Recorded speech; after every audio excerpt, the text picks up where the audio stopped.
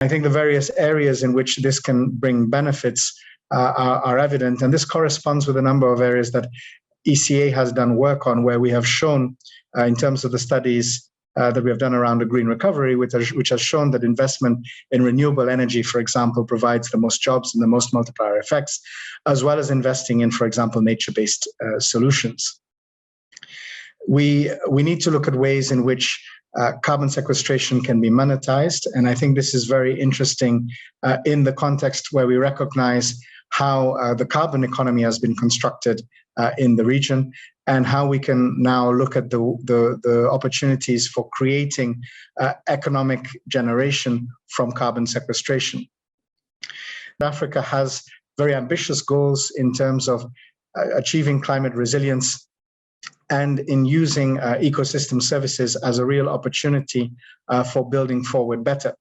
The lack of legal frameworks and the lack of awareness in populations and among policymakers has also been identified as one of the key areas to be dealt with, as well as an increased focus on research across the continent. The link with security impacts has also come up through the questions, and I think we should note that particularly in Africa, the highest number of displaced persons in the Horn of Africa are directly linked to climate-related natural disasters such as droughts and floods.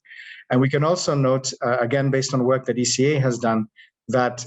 in Africa, African countries are spending on average about 5% of their GDP in responding to climate-related disasters and climate impacts. And that shows that the amount of resources within very limited economies that is already being spent on climate resilience indicates that we need to find ways that we can further boost this resilience while at the same time creating jobs. And I think the main areas of carbon dioxide removal which are of interest to Africa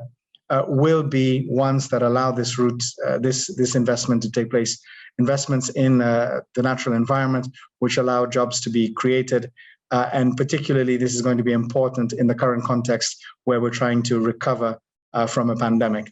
But we have to arm all African negotiators to be prepared for the discussions at COP26, looking at all of these carbon dioxide removal options as part of a wider negotiation and as part of a wider goal of achieving a sustainable planet. And that means globally of achieving net zero. And certainly through carbon dioxide removal options, we can hope to make that move towards net zero. And we could argue that Africa is already net positive, and looking at making sure that this is one of the most economically viable paths that Africa and other developing countries can follow.